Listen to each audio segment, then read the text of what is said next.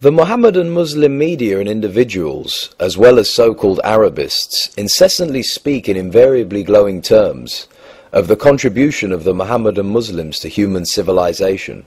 What is the reality? Before I address this question, there is an extremely important word that has to be defined first, which is at the root of this discussion. This word is civilization. According to the English language, it comprises a society which is in an advanced state of social development, with complex legal, political, and religious organizations. That is, in an advanced state of intellectual, cultural, and material development in human society, marked by progress in the arts and sciences, the extensive use of record keeping, including writing, and the appearance of complex political and social institutions.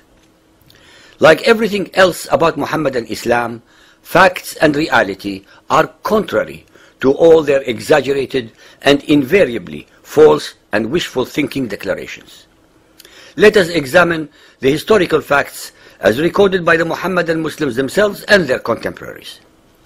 In the Arabian Peninsula where Muhammad was born, the Arabs were among the most illiterate, superstitious, and unlearned nomadic and semi-nomadic people in what we call the Middle East today. Although surrounded by other truly advanced civilizations and cultures, they had not even the semblance of a civilization to speak of. They had no central authority such as a king or a priest king, no government, no army, no civil service, no arts, no sciences, and no record keeping.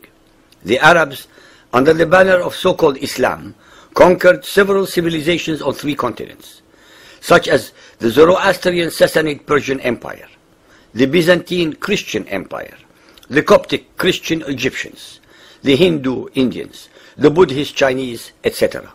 These were truly advanced civilizations.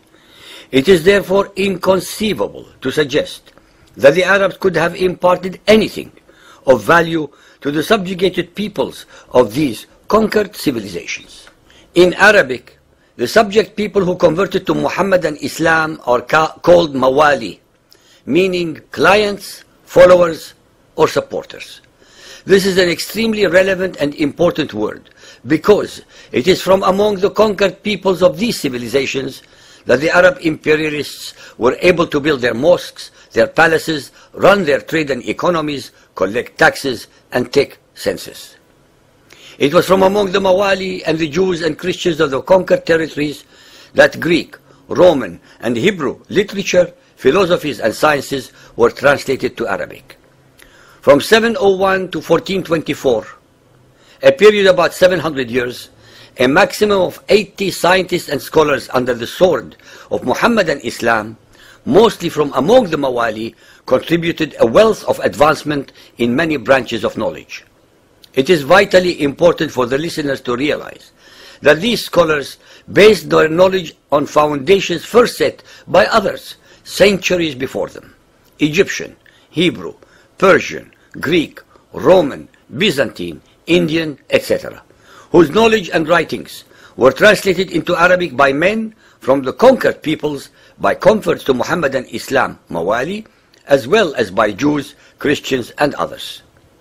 The so-called Islamic science and or Islamic civilization had absolutely nothing whatsoever to do with Mohammedan Islam. Almost the entirety of these scholars and scientists excelled not because of Mohammedan Islam, but in spite of Mohammedan Islam, since they were invariably secular thinkers. No knowledge whatsoever in the sciences, arts, engineering, architecture, philosophy, etc., etc., can possibly sprout under fundamentalist Mohammedan Islam, because the only knowledge that fundamentalist Mohammedan Islam can recognize as valid and worthy is knowledge of the Quran, which they call ilm. Out of the 80 or so scientists and scholars mentioned above, only a handful were pure Arabs. The remainder were Persian, Turkic, Jews, Christians, Kurds, Sabaeans, Spaniards, North Africans, etc. In reality, this science and this civilization should be and must be called Mawali science and or Mawali civilization, because Mohammedan Islam contributed absolutely nothing to its evolution, propagation, and or establishment. Nothing of value in human intellectual endeavors can possibly be created or grow under fundamentalist Muhammadan Islam. Muhammadan Muslims listening to this chapter of our series will be outraged at such statements. Well, let them think about the following facts and find out the common denominator that underlines them. 1. Can any follower of Muhammad name 10 Muhammadan Muslims who had contributed anything whatsoever to human intellectual, artistic, and philosophical advancement from among the tens of millions in the Arabian Peninsula in the last 1372 years between 635 to 2007? 2. Can any follower of Muhammad name 10 Muhammadan Muslims who have contributed anything whatsoever to the advancement of human knowledge in the sciences, arts, philosophy, theological discourses, etc., from among the hundreds of millions of Muhammadan Muslims in the world during the 500 years from 1450 to 1950 AD? The only reason that they cannot find these scientists or scholars is because fundamentalist Muhammadan Islam cannot survive under the bright light of knowledge, freedom of thought, freedom of expression, freedom of religious belief, and or freedom of intellectual dialogue and debate, because the best and most perfect system of fundamentalist Muhammadan Islam is that of the Taliban in Afghanistan, a state of mind-boggling ignorance, religious intolerance, hate, terror, and utter stupidity.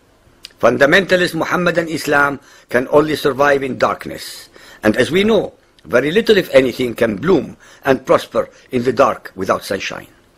That is why very little knowledge, if any, emanates from over 50 Muhammadan Muslim states in the world today.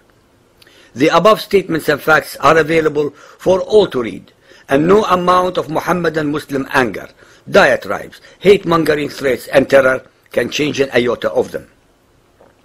Muhammadan Muslims thrive in the twilight zone of denial and of blaming all others, the denial of facts, the denial of reality, the blame others syndrome. For as long as they are not willing or able to face facts, Muhammadan Islam and Muhammadan Muslims will continue to remain forever fixed in the time warp of the 7th century, the time of Muhammad and his Quran.